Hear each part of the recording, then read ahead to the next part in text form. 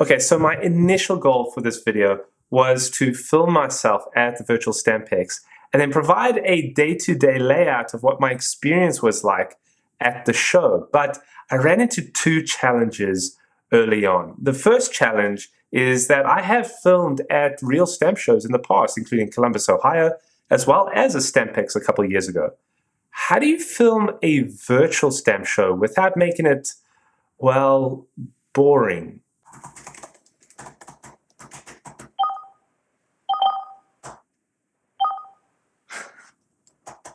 It's not like I had a Graham avatar running around the screen, which would have made it interesting.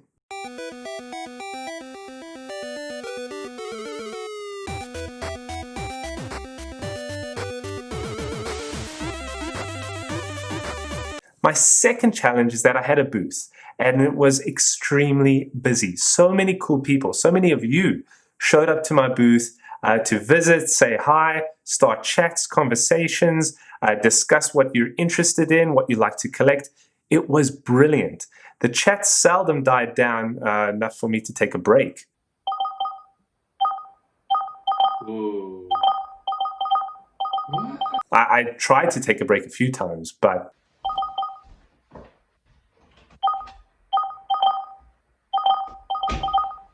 so instead, I'm going to give you a nice quick summary of what my experience was at the Virtual Stamp Show, as well as bring in two of my online philatelic friends to share their experience on this episode of #Philately.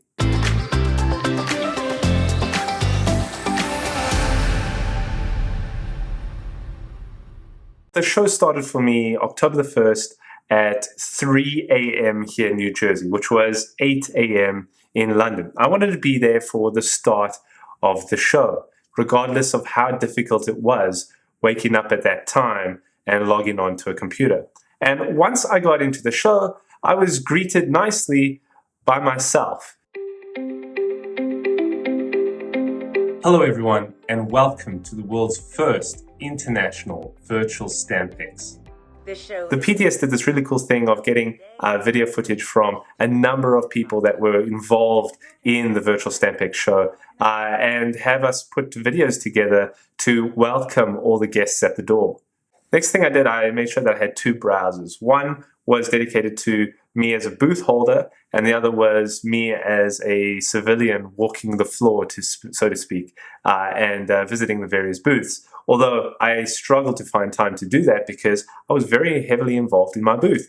The chats started immediately and it was fantastic. I had people from Singapore, Malaysia, the Philippines, Australia immediately start talking to me. What I had also done before the show is created a welcome video for my own booth, which included a chance for you to win a really cool prize. Oh, hello and welcome to my booth at the Virtual Stampex 2020.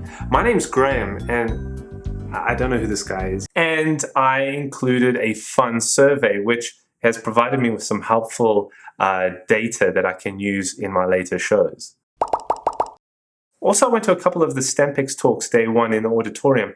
And of course, the most memorable one for me was Postcrossing. Postcrossing had the World Postcard Day event, which was a meetup, and it was great. So many cool people talking about postcrossing and their experience with postcrossing and talking about their favorite postcards that they received. I actually had a chance to talk about my favorite postcard, and I signed up for postcrossing that day. So now I am a postcrosser. I actually just filled out my first New Jersey postcard that I'm going to send to Germany.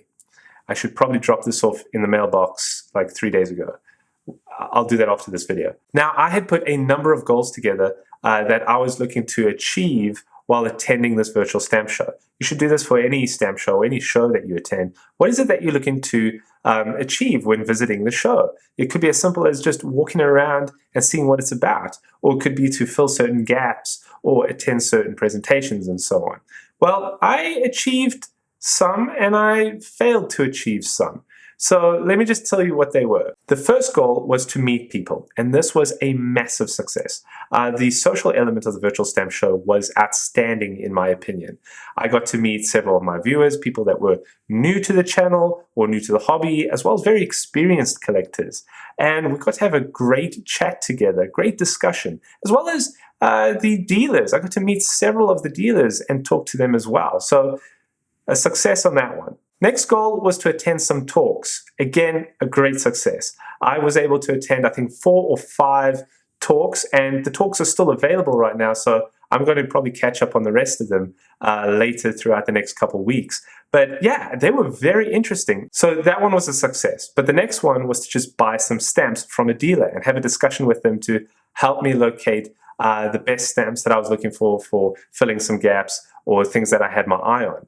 And yeah, I failed at this because I didn't have time to do that. I found myself spending too much time at my booth and just having wonderful chats and not really walking the floor. So it's a bit of a fail, but that's okay. The next goal I had was to sell some stuff. I have a lot of stuff to sell, the stuff that has been handed to me from within my family, and I was looking to move that and use some of the earnings from that towards some nice stuff at the stamp show. I failed. Again, I actually failed quite miserably. And it's not because I didn't have time. I had the ability to quickly share what I was selling to a number of dealers that were at the show. And the way I did this was took photographs of all the items and placed it on a shared drive that I was able to share the link with, which worked really well. I was able to share that link with a number of dealers, but no one was interested in what I had to sell. And there's a reason for it. The items that I was looking to sell were a number of stamps and first day covers and some regular commercial covers from Ciskei and St. Helena. Now, I have loads of this stuff. I think I have 32 first day covers from Ciskei, 8 pages of mint stamps, like loads of mint stamps from Ciskei, St. Helena, 43 FDCs, 13 covers from the years 1943 through 1967, and 14 pages of stamps. Now, there's a reason why this didn't sell and why dealers are not interested in this stuff. The first thing is that there's a low demand for it. I don't know many collectors or any collectors that want to pick up on post-1970 FDCs, as well as stamps and so on. And the second thing is that there's a high supply of this stuff out there. There is a number of FDCs, actually countries around the world, overdid FDCs, overdid the printing of stamps, taken advantage of the stamp market when it was in its height in the 1970s, into the 1980s and so on. So there is a lot of the stuff out there. And the second I showed it to the dealers, they very quickly recognized it and said, no, thank you. Maybe a different booth could help you out. I get it. So that's a fail. My next goal was to win something at a live auction, not like an eBay auction that takes days or something, but a live auction. Now, Spink, the auction house, was running a live auction that I was able to participate in. And initially, I got discouraged because I was eyeing a Zululand stamp. It was an 1894 purple and black on red 5-pound Zululand stamp. It was a beauty that I had the budget for, and I was focused on trying to get this. But my initial bid was just squashed, and I got sad. But later on in the show, the chat room at my booth all encouraged me to go ahead and bid on an upcoming item, a much lower priced item that I was able to win. This was actually a 1908 1-pound Natal stamp. Another beautiful stamp is something else that I had my eye on at the show. So I wasn't able to get the Zululand stamp, but I got the Natal stamp that still has a place in my collection, and I won it. So you could say that I did buy an item at the stamp show. It was just that I won it at the auction. So that was a success. And the final goal I had was to have a good time at this virtual stamp show. 3 days, I had taken days off from work to experience this, and that was, again, a success. I had a really good time. The whole experience of it, the whole interaction with people. So definitely success. That was my experience at the Virtual Stamp Show. I'm very curious to hear about your experience, what you thought it was like. Please comment below if you attended and tell me what it was like to walk the floors, visit the various booths, and check out the chats and the Museum of Philately, for example. Now, I very quickly took the opportunity to speak with the Punk Philatelist and the Digital Philatelist straight after the show, two online personalities that also had booths at the Virtual Stampex. And we got to share our experiences and have a good discussion about what we thought the Virtual Stamp Show was like and how we could see virtual stamp shows become a permanent part of the future of philately. So check this out. Pleasure to see you guys after a very awesome and long virtual stamp show. I say long because I'm literally fried from sitting at my computer screen for 3 days. But James and Gerard, welcome. You are known as the Digital Philatelist and the Punk Philatelist. James, can you just tell us a bit about the Digital Philatelist? Yeah, so back in July, I started the Digital Philatelist, which is basically to bring together all those social media platforms that deal with philately and stamp collecting together in one area. So you've got your Twitters and your Instagrams and your Etsy's and Patreons, which are up and coming. So rather than having to search for them, you can find them all in one spot. Gerard, we all know you as the Punk Philatelist, and clearly you are. Can you tell us a bit about the Punk Philatelist blog? Yeah, do you like this? I made this just so that if anyone turned up to the Punk Philatelist stall at Stampex, they saw a Punk Philatelist. But well, the blog is basically a celebration of stamp collecting and philately in all its forms, from the high-end exhibition sort of stuff right down to people who just happen to collect a few things and stash them away as they arrive at the mail. And it's fun and joyful and opinionated. In the end, I do give a bit of advice out, but it's also just a lot of what I reckon about stuff. And it's been great fun. It's been running for about 5 years now and has quite a bunch of people following. So that's who Punk Philatelist is. What was your experience like being the person that had a booth and being somebody that then also walked the show floors virtually? I've found it really interesting. There have been a few sort of online exhibitions during the course of COVID, and most of them it's sort of like, here's a bunch of videos or here's a bunch of articles. This Stampex did this virtual reality thing where you were literally walking into a room and walking between booths and that sort of stuff. And I was really surprised how much it did seem to capture some of the essence of attending the physical show. And then particularly in the last day or so, I have wandered through some of the other stalls and clicked on websites, even ended up buying something, which to be honest, I probably didn't really expect to do. And it's made me realize that if I did actually have a stall at an exhibition, I'd probably have to get my wife in to go shopping for me or something. There would be not as much time to browse through, the boxes of material and other dealers' desks. But I've found it great fun. I mean, it's a series of links with some chat rooms, but I felt like I was at a stamp show for some reason. I don't know why, because it feels kind of silly. Yeah, of course we've got a lobby and I've got to go to the Spink Auditorium and I can watch it over here. But I felt like that is exactly what I was doing. It felt like I had to go find your booth. I actually went scrolling. I didn't bother with searching in the chat box feature. I could just go scrolling. There's the Punk, click, as if I walked into your booth. So it was weird and impressive that my brain fell for it. And so I cheer that on. And then to your other point, the whole element of holding a booth, clearly, I mean, I didn't really appreciate it at the time when I've been to stamp shows. You don't get the time to walk the floor. And when you do, you feel guilty that you've left your booth behind. Yes. And I think the anthem of what this show will leave in my head is a ping, ping, ping, ping from my computer, from people chatting, and then me having this crazy sense of fear of missing out and going straight and typing. So I didn't get to explore as much as I would have liked to. I didn't get to interact with other booths because I was a booth guy. With this stamp show compared to other virtual ones that have been done, we were getting the announcements pop-ups, so you kind of knew what was happening there. You had people coming back talking about either the Postcrossing or the Spink Auctions in your booths and saying, hey, you do this, do you do that? And then you had people posting about where can I sell this or where can I value this? So there was this cross-contamination, which Doesn't usually happen Yeah. in other virtual stamp shows, where it's just like you go in and here's the exhibits, here's the list of dealers. This one was really all over the place, and I think that's what made it different. Yeah, the interactivity was really great fun. It really did capture that sense of someone bursting into the room going, hey, you should see what that material just sold for at the auction. Yes. Yeah. Literally last night, and a whole bunch of us went and fired up the auction and started watching and commenting along, and it was great fun.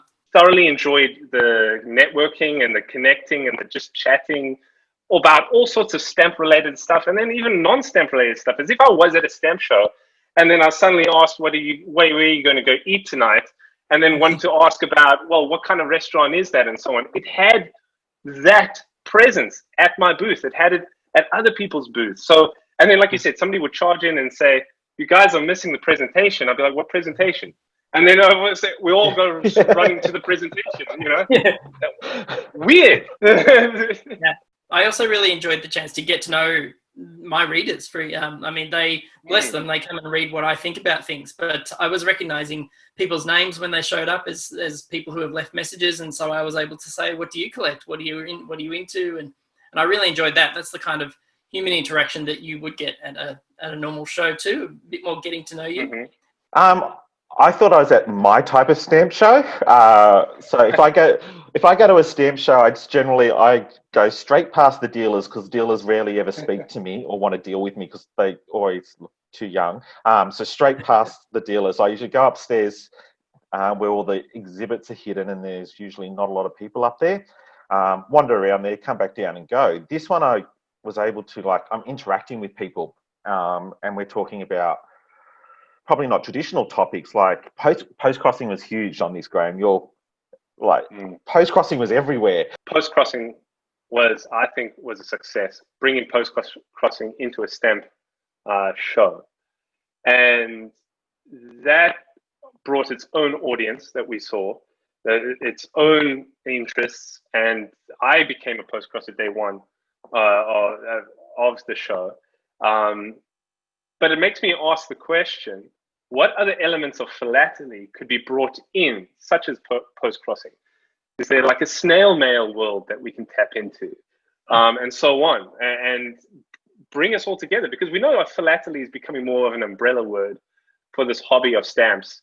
And so I don't know if you guys feel the same way in that sense. Yeah, I think there are certainly new expressions of philately or stamp collecting or snail mail, and getting them in. And I'm also thinking in terms of heading back into the normal world and we start having physical exhibitions again.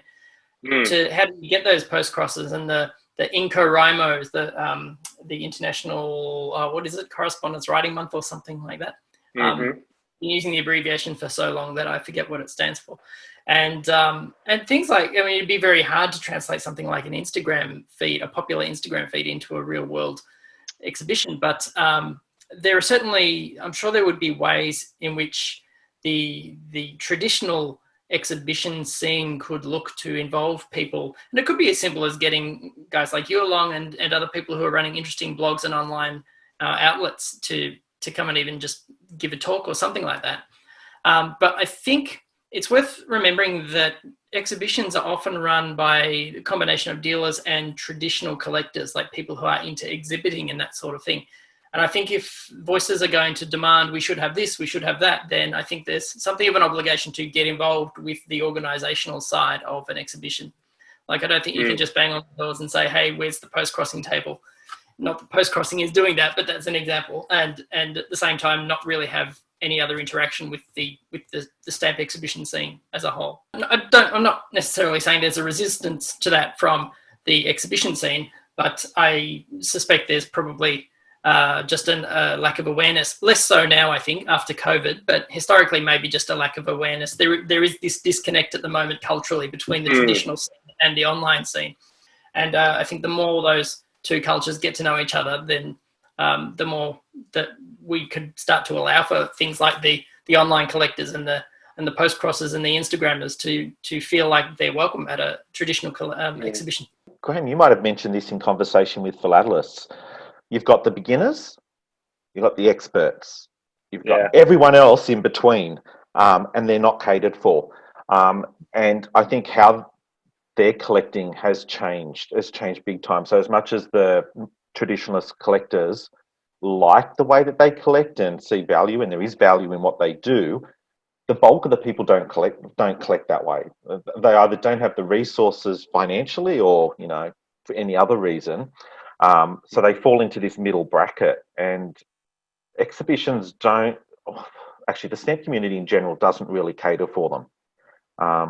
They'll do all the youth programs, they'll do all the exhibits with the dots, as I like to call them, but there's nothing that's in between, and that's a challenge. And I think postcrossing comes in, where it is just the general, everyday person who's taking part, and it's massive. Snail mail's the same, even stamp art. It's actually really, really big on Instagram, and it's not catered for at these exhibitions. So if they're going to look, 5-10 years, where's it going to be? Well, a lot of those traditional collectors are probably going to be passed away at that point in time, because that's the age demographic just naturally. If they don't start catering for these new trends, they'll get into trouble, and they'll see what's happened with stamp clubs over the last 10-20 years, where they've just closed door and moved on. Stamp art would be a great insight. Like some of that stamp artwork, the artwork is just spectacular. So you have an exhibition of that at your exhibition and put it out in the press. Come and see these wonderful, amazing works. It's I think a lot of people would go, wow, that looks great. Let's go to that exhibition and have a look at those cows made out of stamps. There's even like hand painted envelopes. There's like a whole subculture around hand painted envelopes as well, and some of them are amazing. My first stamp show, I always forget about it because it wasn't so memorable. Is I walked into the New York stamp show that happened in 2016, and I didn't know what I was doing. I was lost. I was intimidated to go up to an actual booth and talk about stamps that clearly I had no knowledge of. I walked around the exhibitions, not sure how I was supposed to process it, and then I ran out. So it's remarkable that I actually started to make videos and post them online. But I mean, this online virtual world, I saw a bunch of my level people showing up, and that's starting very intro level to starting to specialize, Graham. And I've picked topics A, B, and C, or stamp 1, 2, and 3. And there was a nice sharing of knowledge between all of us. We seemed to connect well, and a strong interest in building each other up. Yeah. Which I'm not going to say didn't exist at the physical stamp shows. I'm sure that a lot of dealers would have been supportive had I walked up to the booth. But here there were safe spaces for it. There was, you could really embrace it and, go as far as you'd like with it. So, I was chuffed with that. One of the things I would just add as well is that I noticed in this particular Virtual Stampex is the demographics are a lot different to a normal stamp show. Okay. There was visibility of women. There was more visibility of women than I would generally see at a stamp show. That we had, I think you had 14, 12-year-olds popping into your chat. It's just a little bit different, and they were interacting, which was good. I certainly saw that as well. Certainly in my own booth, it was mostly just people's names. There weren't too many. Visibility of women was very noticeable. I'm not aware of having had too many younger people coming along. I don't think that's quite my home demographic anyway for my blog. Mm-hmm.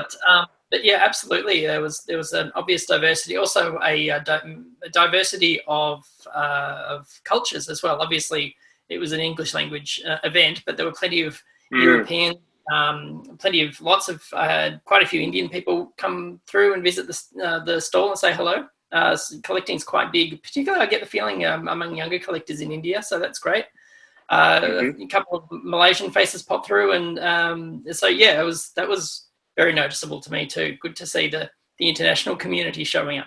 Good, but so that was certainly an element I feel like I missed, the physical element of of going through material is something that no online experience, I think, will ever quite replicate. And I think that's where it does become a bit harder to kind of get newer collectors in and say, hey, look at this stuff, without actually sending them off to a website.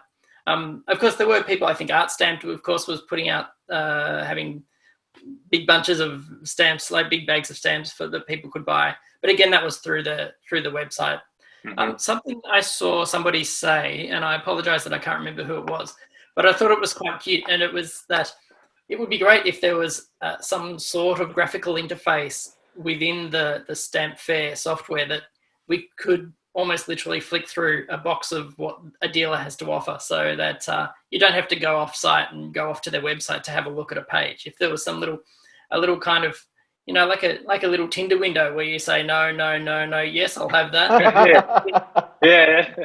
Would have been really fun functionality to have, and it means you could sit in a chat potentially and have a chat to the dealer or anyone else who was around while you flick through some of what they have to offer. It would be a lot of work on the dealer's part, no doubt, and the organizer's part too. I think that's it. I think that they did a phenomenal job, and the elements that they could not replicate were the physical being there, shaking hands and having a cup of coffee with someone, and the ability to hold the items and look at the items and window shop that kept you on the floor, kind of thing. I think besides that, I was at a stamp show, and it was a very busy one from my point of view. So I think they, and they being the PTS, did a phenomenal job hosting this. At least that's my opinion. Would you gentlemen agree? Yeah, I think for what they managed to pull together in the space of a few short months, I think it's been great fun and very much a success. Like this one would definitely I classify as a groundbreaking event. Like this will change Philately. I know the APS has done it and that, but this one is the one that'll change how Philately is done overall. And I think the safe space word is a really good one, Graham. I think people are used to chatting from discussion boards, you know, back and whenever, but now, you know, your Facebook messengers, your groups and all that, people are kind of comfortable doing that now. So, but they're not always comfortable going into a room full of people, and it can be anything from anxiety to, you know, intimidation. I think this just breaks those walls down to make it a more safe space and be able to interact with people that, you know, they generally can't interact with. Well, gentlemen, this has been an absolute pleasure. I know you guys are exhausted. We've been on the virtual stamp floor for hours. But can we just do a quick plug, let my viewers know how they can go ahead and contact you or find your website? Yep, so just go to www.thedigitalphilatelist.com. So we cover things from Etsy, Patreon, Twitter, Facebook groups, websites, blogs, stamp dealers, the works. So if you're looking for a central depository for all different types of philatic related material, head to digitalphilatelist.com. And you can find me at www.punkphilatelist.com. I usually get one major blog piece up about once a month, which I'm sorry it's not more frequent. But in between that, you can find links at that website to my Twitter feed and my Instagram and my Facebook page. And I'm a bit more chatty there in between the blog posts. So come along, have a look. Now, one thing to realize is that the stamp show is still open. So you can go ahead and register and walk through the virtual stamp show. The dealers and myself are no longer there, so the chat feature has been disabled, but you are able to go ahead and visit each of the booths, see what is there, click on the links, go to each of the stores, and so on. And you can also go to the auditorium, for example. The talks have been recorded and have been placed there to view at your leisure. Now, as usual, I've placed a number of links in the video description. Anything that I discussed or spoke with James and Gerard about has been included in that video description, as well as the link to the stamp show that's still open until October 28th. So as always, thank you so much for watching. Thank you for visiting me if you stop by my booth, and happy exploring.